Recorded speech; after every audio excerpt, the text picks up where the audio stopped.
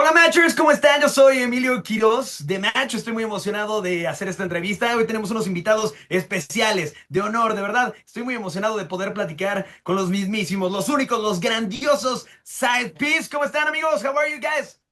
What's Hey, up? hey, how you How are you feeling? guys? We're, we're good. That's cool. Just getting one week off before we go travel the world again, you know? Yeah, yeah, you're going to Australia, right? New Zealand. Yes, sir. Yes. Yes, sir. Are you excited? Yeah, we're very excited. Very, very excited. We haven't been back there since almost 3 years, so we're really excited. Yeah. Okay, that's cool. You're like a recent duo, right? 2019. You started performing together. 2019, yeah, 2019. Yeah, it's kind of crazy because it's new, but it's been what, almost 6 years now, or Yeah, five and a well, half. Crazy. the pandemic is like a gap of time that doesn't exist, right? But Literally, Yeah, yeah. yeah, Hard to I, yeah. hard to I keep have track. one question. How did Sad Piece start and what motivated you to team up? Because considering both of you have already solid careers. Yeah, I mean, I think we were gonna originally collaborate as Nitty and Party Favor, and we got on one FaceTime call, ironically, and in about like an hour, we kind of decided on a name and a direction because we both had been making tech house and house music on the side. And yeah, it was interesting. We both had a few songs already started and an idea, and it kind of made sense to do it together versus, continuing it on our original, DJ names and our monikers. So it was kind of just a fun idea. Nobody really took it super seriously, and here we are now, and it's our main gig. That's cool. That's cool. Because I think that we as the public, we can see your friendship and your like your relationship through your music, right? And Yeah. that's cool. I mean, that's cool. Yeah, we have a lot of fun on the road, and we when we started, we knew each other's music and supported each other, but we were more just, business acquaintances. And so now that we've done this, we've become not only like business partners and musicians, but also like best friends. So it's great. That's great. That's a dream. That's a goal. Yeah. I have one question about you were talking about the road and the jigs and all that stuff, and I was wondering what's the craziest experience you've ever had during one of your sets, like a crazy anecdote. We've had a lot. I'm trying to think of like the craziest. What do you think? I know you have one, at least one.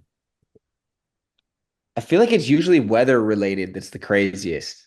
Okay, But Oh, I oh remember one man. time we had a festival. It's called Hard Summer here in California, okay, and it was like nobody was at our stage before we went on. I'm not exaggerating when I say it was empty, okay, and we were backstage and we were like, oh my gosh, nobody's out there. And at a festival, it's very noticeable when a whole parking lot is empty.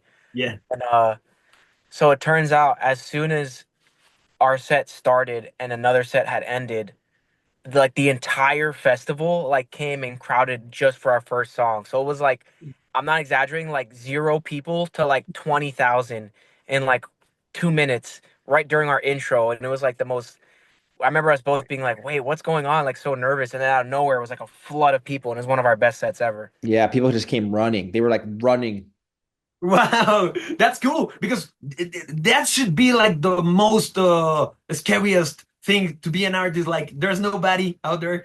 What I'm Yeah. gonna do? Yeah, cool, Yeah. cool, cool, cool. Okay, how do you manage ego in such a strong duo like yours? Um, we don't. We're just we're each this the best. No, I'm just kidding.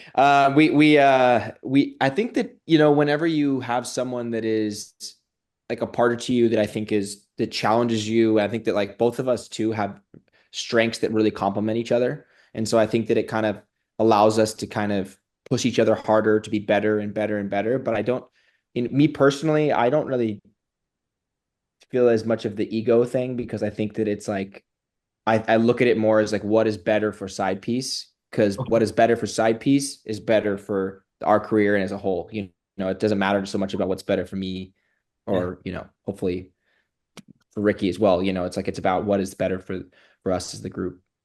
yeah. That's good advice for everyone who's working on a team, right? Yeah, I 100%. guess, yeah.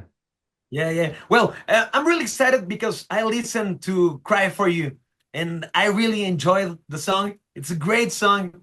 I invite everyone who's listening and watching this to go and listen that song because it's great. It's great. I want since the first second I wanted to party with my friends, like have a good time. And I was wondering, or do you remember the first time you heard Cry for You? Oh man, Oh. that's like such a classic. I mean, I must have been Yeah. in like eighth grade or something, or ninth grade. I remember a few times I went to like a couple like fake raves. Like they weren't real, like warehouse, and it wasn't really like adult or anything. But it was like me and a couple friends, and we would just go to some guy's house. And I mean, I remember listening to like there was a couple like I don't know if you remember this song is sick.com or like the Hmm. Bloghouse era. But Okay. I remember it was like around that time. I think that was the first time I ever heard that song, and I thought it was corny at first because Huh. I really was into heavy music. So like Dead Mouse Okay. and Skrillex. So I remember hearing it and being like, "Oh yeah, that's cute," but it's not really. It's a little bit radio for me, whatever. And then, all these years later, your taste changes, and then you realize you're like, "Wow, this is just an anthem. It's one of the best dance songs of all time." And it's so funny now, obviously us doing a version of it ourselves. How I've just grown to love it over all those years. That's great. I think the same. It's such a when the original one came out, I can't specifically remember when I first heard it, but for me too, it was just it's one of those songs where when Ricky had the idea first and he came and I was like, whoa, my God, yeah, I remember that song. And I remember saying, wow, like the memories came flooding back. So I think that's what's so special about it is that it has kind of it connects through history, like to older generations and now. Yeah, yeah, and also new generations. That's actually my next question. What do you think resonates with new generations? Cry for you, like what's the similarities between those first generations listening to the song and now uh, first listening through your music? Yeah, I think, well, just to put it even easier to understand. So, like, for someone like us, like, when we've heard Avicii do, "Oh, sometimes I get a good feeling," like, Yeah, that's also technically a remake. But when I first heard Avicii, similarly, I was like, wait, I didn't know the original. So, we're hoping that when people hear Cry for You, that it creates this new vibe. But then they go to the history and they go back to September's version and pay homage and really, it's a historical lesson of yeah. music. You know what I mean? A lot of artists do it. Incredible, incredible. That's cool.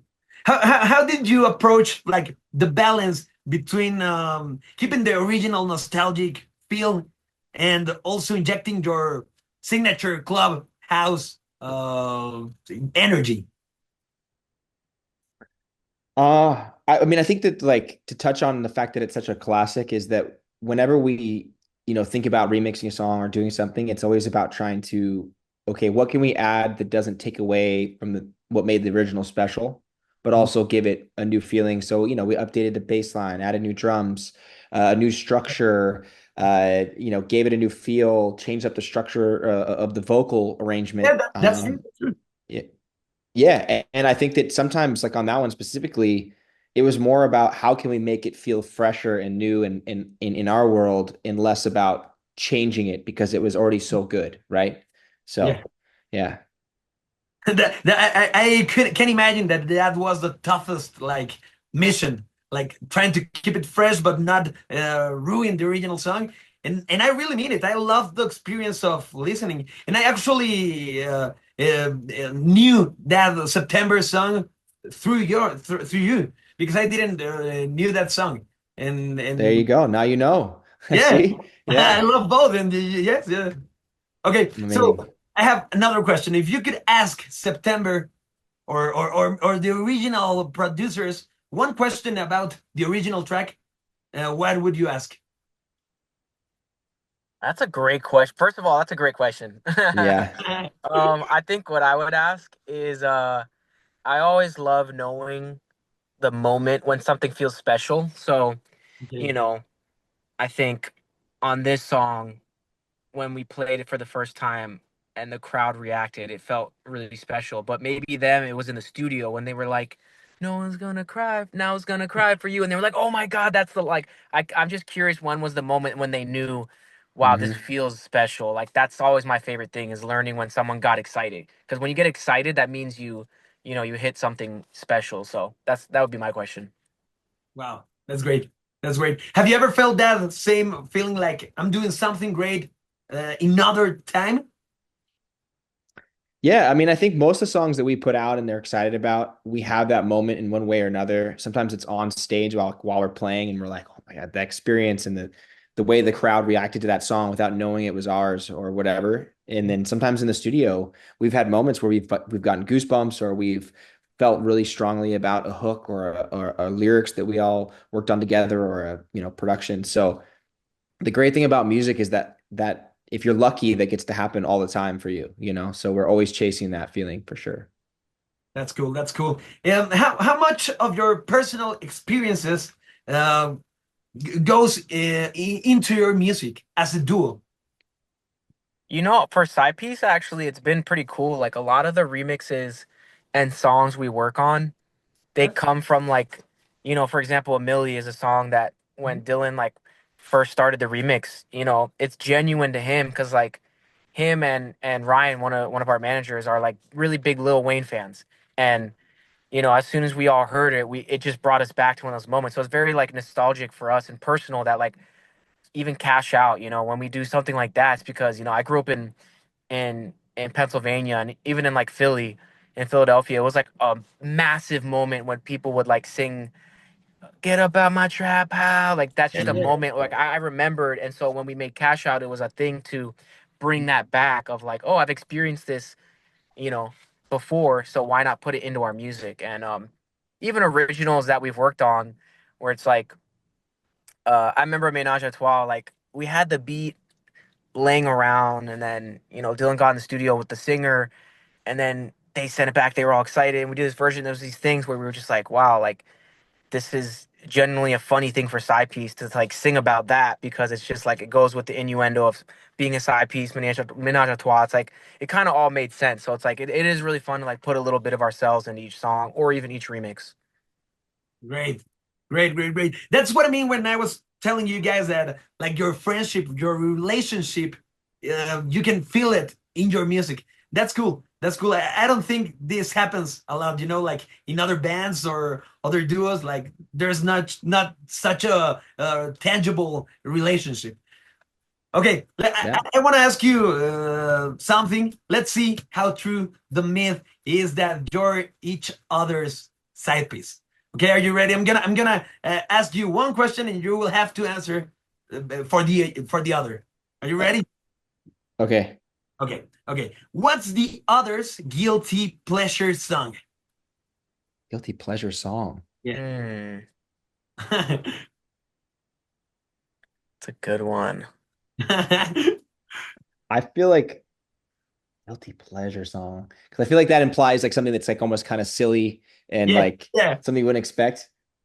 I don't know. That's a hard Yeah, one it's for really me. something silly, something funny, something. I would. I mean, an easy one for me would be almost like Ricky loves like metal and rock, so I would say probably like Okay. Slipknot or something like that. So he loves the exact Definitely. opposite of what we normally Yeah, make. I would never imagine that. Yeah. Yeah. Yeah.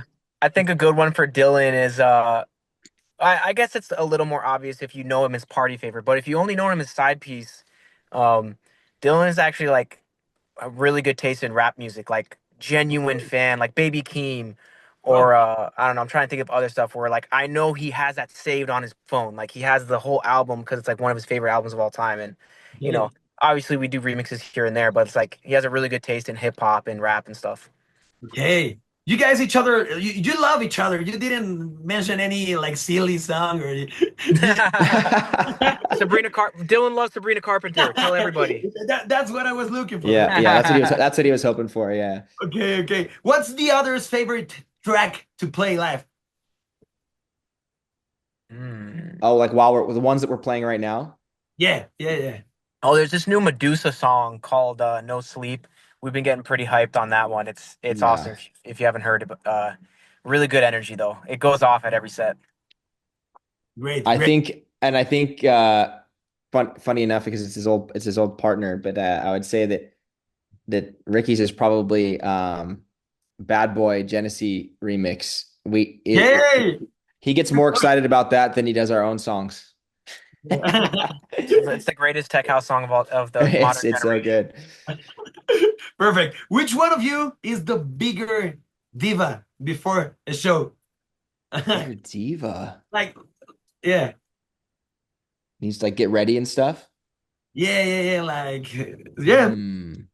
I don't think Dylan's a bigger diva, but I just care less generally. I'm like, I Okay. wake up late, I get up there, I'm like, oh man, I forgot my hat, whatever. Oh, I forgot my The rockstar. do my hair. Yeah, I'm a little just lazy, so I just forget to do that stuff. So I feel like I'm Oh just yeah, all right. I'll take the diva one this time.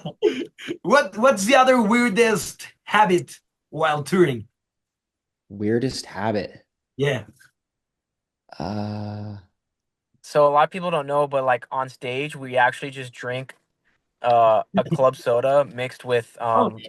electrolyte mix, like every show. Like we're never really drinking at shows, so we're literally just like having like a what's the mix we always put in our drinks? What's the oh, like liquid IV or something. liquid Yeah. IV? We basically drink liquid IV at every show now. Like that's our new thing. It's very Yeah, we're weird. like we're like two old dudes up We're there, you two old know? men trying Yeah. to stay hydrated. There's no alcohol. Why there's no I alcohol? know, we're losers. We're losers. No, it's okay. It's okay. Okay. And the Uh, other habit, another weird habit. Weird habit. Oh, Ricky loves to change his flights all the time the day before. No. So I never know when he's gonna want to fly out or if he's gonna want to leave early or later or whatever. So Okay. it's always a guessing game. Okay. What's the first thing the other packs when going to a show or going to a tour?